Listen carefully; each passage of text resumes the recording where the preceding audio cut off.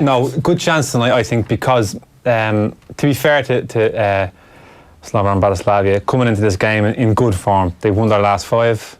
I think they've banged in 13 goals, only conceded 2, and so it's a very good form to be coming into it. However, they're only 3 games into their league season, so the issue over fitness and match fitness, more importantly, could go in Dundalk's favour. So I think the fact that the away game is first, and taking into consideration that this crowd don't have as many league games under the belt, it's a good opportunity to get a result, and a result would be a goal deficit. Away goal deficit, bring them back to. They've been talking in pretty confident terms about this one. From listening to Vinnie Perth, they've been like, I was listening to Vinnie Perth's press conference from yesterday, and a little bit of Pat Hoopin speaking to our Jamie. They were both cautious. They obviously treaded that line of saying, listen, we know this is a tough place to go, technically very good side, we've been watching them a lot, yada yada yada, but the main takeaway was they seem to think that they can get away with a result of some hue that will benefit them coming home to Oriel Park next week. I think they have to, I think gone are the days where you go into these games thinking, these are good side, they're all 6'2" and talking a different language and all this kind of crap, nice tan, all this calling nonsense. You have to smelling themselves, of course. Smelling themselves, we don't go there again, Jesus almighty. But they have to go into the game confident. They've been here before. They've played against better teams before and won. So they have to rely on their experience, and they have to go into this game confident, and so they should. Can't be carried away with themselves either, because when you look back, especially at the Carabag games, the 2 of them, they conceded very early in both games. And I think the home game in particular really killed them psychologically, because they conceded so early in that game that they never gave themselves an opportunity, albeit they were playing against a very, very quality side. So I think a lot's going in their favour tonight. They've played against better teams. They're well prepared for it. They just need to focus on a good game plan and bringing a good result home. Stewie's going to stick around and watch this game, and then in full time he'll pop into studio and give us his take on things. So it starts at 7:15. Richie, your Newsround, there's already been an Irish team in action today. Yeah, the team news from that Dundalk game, we should mention 2 changes from last week's team that lost 3-0 away to Carabag, with John Mountney and Sean Murray coming in for Sean Hoare, and Patrick McElhaney in kick-off, as you mentioned, at 7:15. Earlier today, Wexford Youths went down 3-1 to Vllaznia in their first group game of the Women's Champions League qualifying round. Edel Kennedy had put Wexford in front in Lithuania this morning. Tom Elton's side are back in action on Saturday when they will face the group hosts Gintra, and Celtic are not long underway in their Champions League third qualifying round tie away to Cluj, the Romanian champions, still scoreless there with 7 minutes played in that one. Mayo have been dealt another injury blow ahead of Saturday's All-Ireland football semi-final with Dublin. They've confirmed that Jason Doherty sustained an anterior cruciate ligament injury during last weekend's win over Donegal. Mayo say the Bursahill forward will begin his recovery with the hope that he'll return for their Alliance Football League campaign at some point. And after yesterday's frustrations, more tickets went on general sale this morning for Saturday's game, but were sold out within 2 hours. GA Director of Communications Alan Milton told News Talk Breakfast this morning what exactly happened with the tickets yesterday. In many ways, it was a perfect storm. We had 20,000 people in a virtual or online queue yesterday. We're also processing 7,000 season ticket holders for Saturday's game, in addition to those for Sunday. There were general ticket sales for Sunday as well, and we were dispensing tickets through 370 outlets nationwide. So it was an extremely busy and demanding day for the system. Yeah, the system didn't crash, and that was communicated by Tickets.ie at noon yesterday. We will be looking into some complaints that people lost their place in the queues. The reason why there's a queue system is that people can get onto the system and they're not just met with a brick wall when they try to purchase tickets. But the sheer demand was probably the greatest demand we've had for a semi-final since Dublin played Mayo back in 2015, and it gives you some insight into the allure and the attraction of the fixture. So is that general sale tickets sold out now, done, finito? It would appear so, yeah. They're now waiting, as we said last night, for whatever club sales managed to come back to them, and we haven't a clue how many that would be. What about the system? I think it was mentioned about 24 times there, was it? Yeah, they have a partnership with Tickets.ie, and I think they'd be reluctant to throw anybody under the bus in those terms. I think generally, and capacity was surpassed quite easily, I say, with the amount of people that were actually looking for tickets. I mean, I only had passed by my local Super Value to see the queue that was around the corner looking for them, which is insane. Yeah. When you go to Super Value or Centra, do you buy the tickets from the same place where you might go and buy the milk? A few people there in for a big shock. Do you know what, right? Because I was saying this yesterday to Will. Can you go and say, look, I'm just buying milk. Can I skip? I passed by, and in the one in Northside is the one next to me. The queue was snaking around. It's where like you'd buy your magazines and your Coke, your papers and whatever, right? Yeah. At that desk is where you get the tickets in that one. And it was snaking around like a real length of the shop. And I passed by going, oh, Jesus, stay that queue, it's mental in there. And then I walked by going, Christ, do I need to top up my leap card? Because if I do, don't get me started. I've got caught twice by the same elderly gentleman who's been ahead of me in the queue at a petrol station. I'm going in to pay €20 diesel, and he's got about 6 lotto tickets and he's checking them all. They're the worst. Multiple lotto ticket people. They are a scourge. They're a scourge, those people. Walking in with a fist, and they're paying for them with different pots of money as well. I know. They're like, this is the work crowd, this is the bingo crowd are paying for this one, this is the sons and daughters one, this is the birthday numbers one. Yeah. Generally patient, but that just does my head in. Elderly people, we love you, because we're going to be that one day. Not just elderly lotto people tickets. It's all sorts. It's all sorts to do it. Can you check my tickets? Multiple ticket types. Can't check your tickets. Get the app. You have to scan the ticket. It takes forever. That's a big issue you've just raised there. But so I don't know what the story is with your GAA tickets, but a fair old queue. I'm just getting milk. Get to the top of the queue. I'll have 8 tickets, please. No, not there. For no, have you got any for the lower queues? So it'd be great if you get music tickets and like that. No, the lotto tickets thing. You used to be able to get them in my Spar up by me and Blanche used to do them as well. They used to have a Ticketmaster in there. In other news, after we got rid of it at HMV.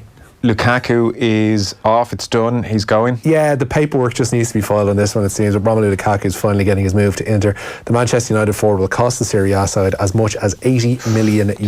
Inter are going to pay an initial $70 million with a further $10 million in potential add-ons. If Harry Maguire's worth $80 million, you'd have to say Lukaku, a striker of international pedigree, is definitely worth $80 million. 26 years old. I think John Brewin tweeted this evening saying that he's had a couple of dodgy moves. He's probably had some bad advice along the line. I think I don't know if it's Keir Rabshin is his agent, but he's definitely had one of these super agents who's been pushing him here, there and everywhere.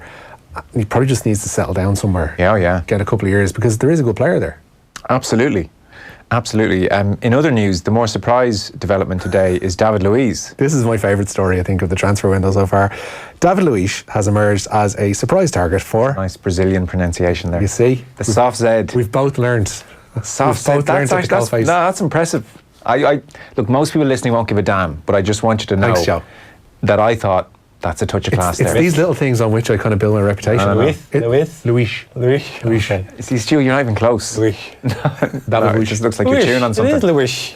Richie, just carry on. Leave it to the pros, Stuey. Regardless, the Brazilian defender trained away from the rest of the Chelsea squad today as he looks to force through a move across London. 32-year-old Luis only signed a 2-year contract extension at Chelsea in May. They ordinarily don't offer over 30s more than a year. Arsenal need defensive cover given Laurent Koscielny's departure for Bordeaux, and head coach Unai Emery is open to another arrival. Maybe it's different when Laurent Koscielny said to us he wanted to leave. And we are finding the possibility to add one centre back in our team, but if really can help us with another better step in our performance. I mean, Luiz is actually the most Arsenal player of all time, isn't he, really? It just makes so much sense. It just fits in perfectly. It makes so much sense. It almost feels like we've been here before, and yet somehow we haven't. But David Luiz to Arsenal is just the perfect signing. It's incredible. I was thinking, wasn't it Lampard was he the first player that really came across that 1-year extension thing at Chelsea as a player? I'm really sure. Yeah, he was. Between him and Drogba, there was definitely queries of whether or not they were going to do it, but he was the one who said, no, do you know what? He was going, I didn't get an extra 2 years as a player, so you're not getting an extra 2 years. So we understand that we trained away from the first team today, so that looks like it could well happen. He's 32 years of age now. In other news, Wilfried Zaha is doing everything he can to get out of Palace. Yeah, he's handed in a transfer request, according to reports at Palace. Everton are believed to be the Ivorian forward's preferred destination. Meanwhile, Republic of Ireland midfielder James McCarthy looks set to head the other way in a completely separate deal, because there has been talk of a 70 million plus offer of McCarthy and Tosson added in on top of that. But £8 million is how much Palace are going to have to pay for the Republic of Ireland midfielder. 8 million for James McCarthy is you're well worth that punt in today's market. 8 million. He's proven in today's market, Premier League player. It's just the injury and a bit of form, but 8 million. Yeah. Palace have said if you want Wilfried Zaha, it's going to cost you 100 million sterling. Yeah, I mean, no player's worth that, to be quite honest. But I mean, obviously, relative to the market. They could get very close to that for Zaha. Yeah, from somebody. Yeah, I mean, how old is McCarthy now? 27, 28, I would have thought. He's been on the road a long time. I mean, he's playing in he really does need to settle down and play 28. a couple of seasons, doesn't he? Because it'll be 29 in November. Well, it's now or never. It'd be a weird thing if McCarthy's career, another 2-3 years go by, you'll almost be looking at his career saying, what was it from the wonder kid at 16 to just almost never really doing it? Yeah. He's never done it for me, for Ireland, actually, believe it or not. Like, you know, I think at club level he's been excellent, especially you know, this is probably about his best spell. Under Wigan, yeah. But probably had a year or two. I wouldn't be at all surprised if he retires from international football. I think that could be something that could be down the line. Looking at the injuries that he's had and the very frustrating couple of years, he might just settle down, gets a good move, settle down. He might knock the international stuff on the head, you know. Scott Hogan's on the move? He is. A few Irish internationals moving around today. Scott Hogan's joined Stoke on a season-long loan from Aston Villa. Hogan had fallen down the pecking order at Villa Park following the arrival of Brazilian striker Wesley Moraes. Meanwhile, Josh Cullen will spend another season on loan at Charlton. The West Ham midfielder helped Charlton get promoted to the Championship via the playoffs last term. As one of the players of the season as well. Watford, they've signed Danny Welbeck, who was a free agent. The former England forward was released by Arsenal at the end of last season, while Norwich have signed Sevilla midfielder Ibrahim Amadou on a season-long loan. These their fifth signing of the summer, and there is an option to buy the former French youth international. One man not on the move, David Neres. The Brazilian winger has signed a contract extension to remain with Ajax until at least the summer of 2023. Okay, they're underway in Bratislava, by the way. A minute gone. We'll keep you updated all evening. Rugby awards this evening? Yeah. Rugby awards handed out at the Storehouse, and Joe Schmidt, recognised for his contribution to Irish rugby. The outgoing Ireland head coach was awarded the Tom Rooney Award at the annual Guinness Rugby Writers Awards. Schmidt has led Ireland to 3 Six Nations Championships, including that 2018 Grand Slam. During his time with Leinster as well, they won 2 Heineken Cups, a Challenge Cup and the 2013 Pro 12 title. James Ryan was named Guinness Rugby Writers of Ireland Men's Player of the Year. He's currently part of that Ireland squad preparing for Saturday's opening World Cup warm-up game with Italy at the Aviva Stadium. The second row says the time the squad has spent together so far has been key. You know, usually when we're in a national camp, we might get a week or two together, you know, before the November window or before Six Nations. You know, it's great that we've had quite a number of weeks now together and another few to go. So it's exciting, you know, getting to spend that amount of time together. And it's been really enjoyable too. And I think, you know, hopefully we'll be more cohesive and, you know, as a result of it. Big boy, you need the right full. Elsewhere at the Storehouse today, Ireland and Munster back row. Ciara Griffin was named Women's Player of the Year. When Pete puts his hand in the air and starts counting down 5, 4, 3, 2, 1, that means the clip's nearly over. Can't see through my massive head. It's great radio, but like, come on. Don't worry, I'm not going to say it, and that doesn't... What did you say? The right fullback? He's a big lad. He's a big lad. He's a big lad. Dundalk started okay here, by the way. Started well, yeah. What would you say, 22,000 capacity? I'd say it's three-quarters. Well, probably 3/4 full. I think some empty seats there, like, you know. But it's lively. Good start from Dundalk, yeah. They're on the front foot here. They kept the ball well for the first minute or two, and they're in the Slovan Bratislava box on occasion. So certainly not under the caution any great big way for a team away from home this evening. 3 minutes gone there. Where are we going next, Richie? Sean Murray's had a fresh dye job for the game as well. Paul Taylor has been unanimously ratified as Sligo football manager for a second year. Sligo were relegated to Division 4 of the Alliance Football League this year, losing all 7 of their games and lost to both Galway and Offaly in the Championship. While the Gaelic grounds in Limerick will play host to the Borgash Energy All-Ireland Under-20 hurling final. That's between Cork and Tipperary. There'll be a 6 p.m. throw-in on Saturday, August 24th for that one, and it's a repeat of last month's Munster decider in a cracker game it was too, which Tipperary won by a point and right at the death. Ryder Cup winning golfer Torbjorn Olesen has been charged with sexual assault, being drunk on an aircraft and common assault. The Dane was arrested last week after arriving in Heathrow following the WGC St Jude Invitational in Nashville. Olesen has been suspended by the European Tour and he's due to appear at Uxbridge Magistrates Court on the 21st of August. Not much we can say about that. No, indeed. Mark Allen through to the quarterfinals of Snooker's China Open. He beat Ali Carter 6-2 this afternoon, set up a last 8 meeting with Ding Junhui. And England have suffered another injury to one of their bowlers ahead of the second Ashes test with Australia. Ollie Stone's been ruled out for the next 2 weeks. He has a back problem. James Anderson will also miss the second match at Lord's. He's got a calf injury. Jofra Archer is attempting to prove his fitness in a second 11 match for Sussex and doing quite well over the past couple of days, has Archer. Richie, thanks for all that. That's you up to date on the day's sport. I should mention, by the way, August 24th, we're going to be partnering with Energia for the first ever Positive Energy Tag Tournament. We are looking for mixed tag teams of 10 players to take part in what should be a great day in Energia Park. You and your team can win tickets to all of Ireland's Six Nations games, home and abroad. The teams that make the final will also be coached by their own celebrity rugby manager, and we'll have a special Saturday panel as well on the day. For more information, to register, log on to offtheball.com/Energia tag. Back in a sec. Off the Ball on News Talk. Remember when we asked what a gazebo was and you said it could be a lightweight garden shelter, a swift shelter, pop-up tent, marquee or party tent? Well, at omaracamping.com we now custom brand industrial shelters for clubs, organisations and businesses with your very own logo. And guess what it's called? Yep, it's a branded gazebo. Sorry to add to the confusion. Whatever you call a gazebo, we still call a happy customer. omaracamping.com for tents and accessories. For every event, omaracamping.com have a tent.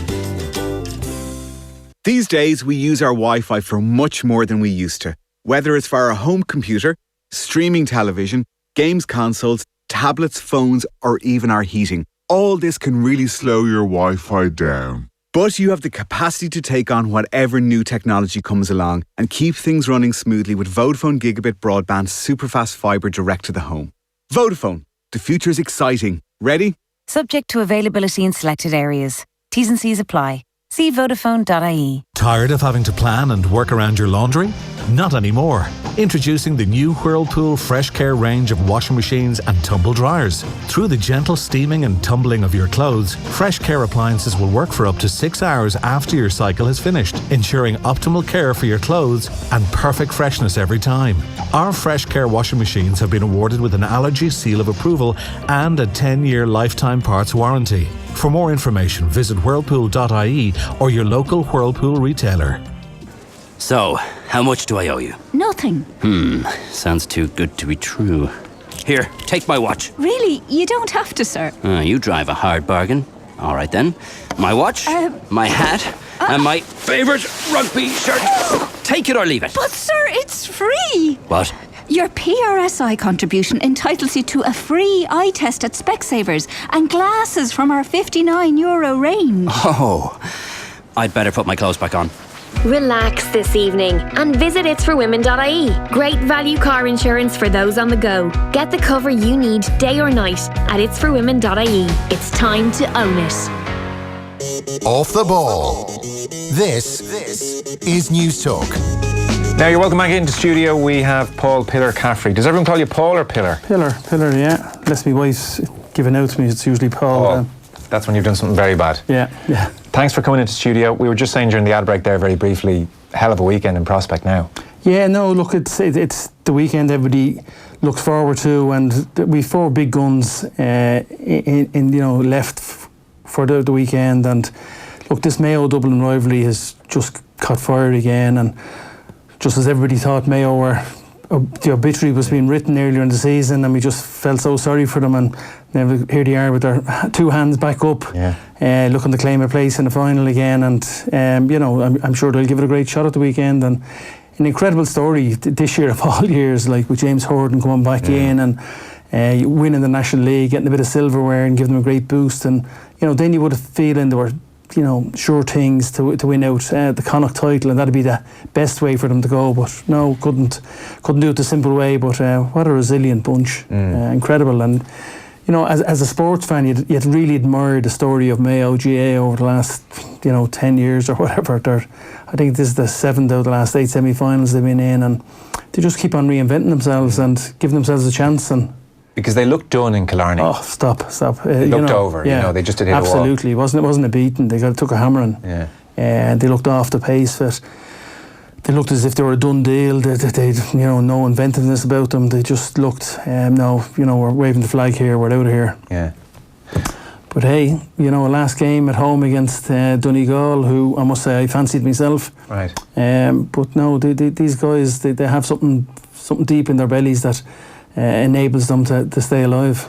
You had your dealings with him, obviously. Everyone remembers 06 because it was just such an unbelievable occasion. Yeah. You can kind of forget that before 06, it wasn't like Dublin and Mayo were playing each other all that often in the championship. It's what made almost what happened that day in the warm-up and the needle and just the sense of occasion all the more surprising. I think it was like the 80s, 85 or 86. Yeah, my brother John was playing back then. And right, yeah.